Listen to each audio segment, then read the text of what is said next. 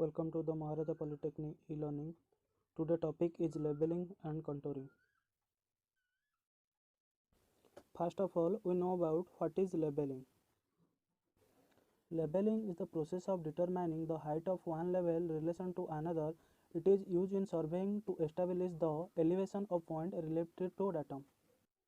That means that to know about the difference height up to difference point is known as labeling, and labeling is done the instrument of level, and it is also classified as two types: simple leveling, differential leveling. Then first know about what is simple leveling. Simple leveling, the simple leveling is that when the leveling for determining the difference in elevation, if not too great between 2 points visible from single position of the level, is known as simple leveling.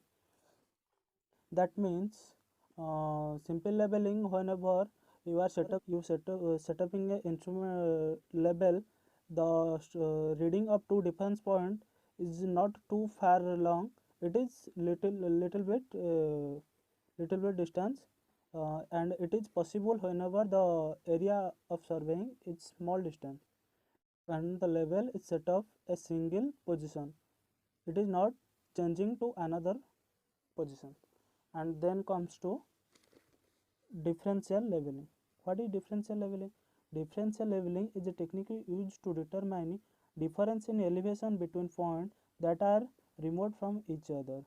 We know about what is simple leveling. Simple leveling are done into a small area leveling, but differential leveling is more difficult to that. That means it is taking more setup leveling. That means one over here, then starting first point and second point, taking the reading and changing the instrument again and taking the reading and again taking the reading. Differential leveling is done a large area. Okay, then such terms are comes: what is forebearing, then what is back bearing, what is intermediate side, then first upper. And then see here, whenever we are setting a instrument here, we know that is tripod stand and that is level machine. Whenever we are taking the fast reading, known as back side or back bearing.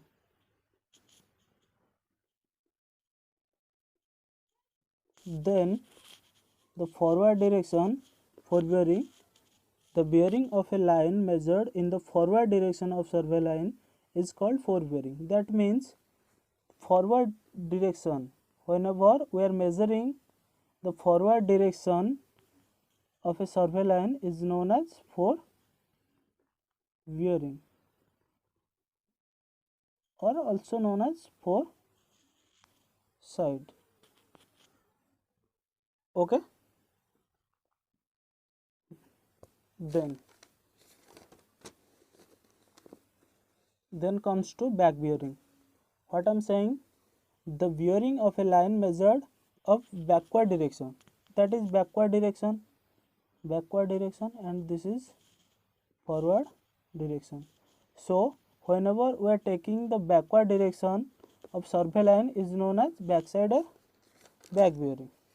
Okay, it's clear that.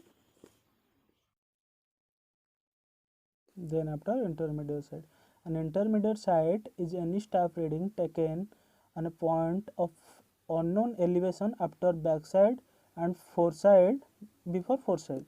That means intermediate side, whenever we are taking the reading between forebearing and back bearing, then the middle of this reading are known as intermediate side.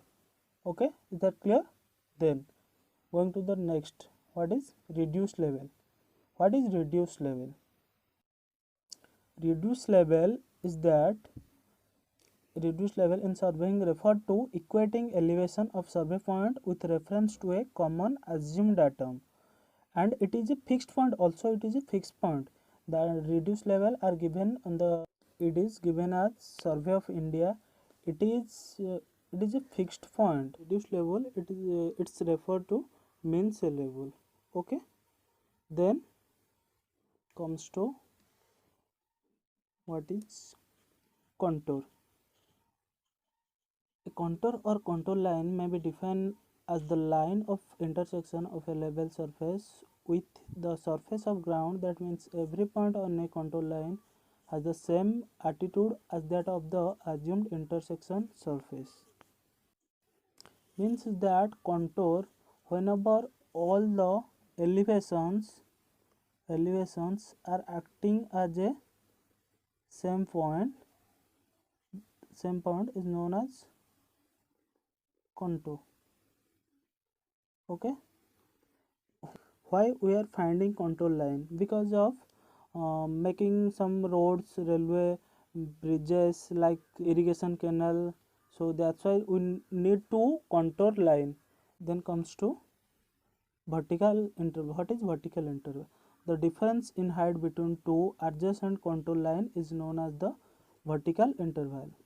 Then horizontal equivalent. The horizontal distance of the earth's surface between two successive contour is known as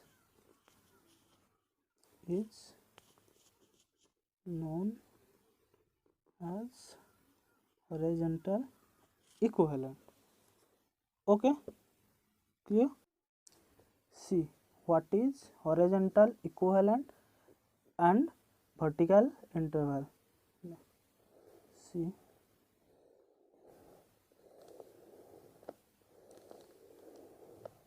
these lines are contour line. Okay, contour line are passing through equal elevation, passing through equal like 100, 90, 80, 70 at the position, and then this part is known as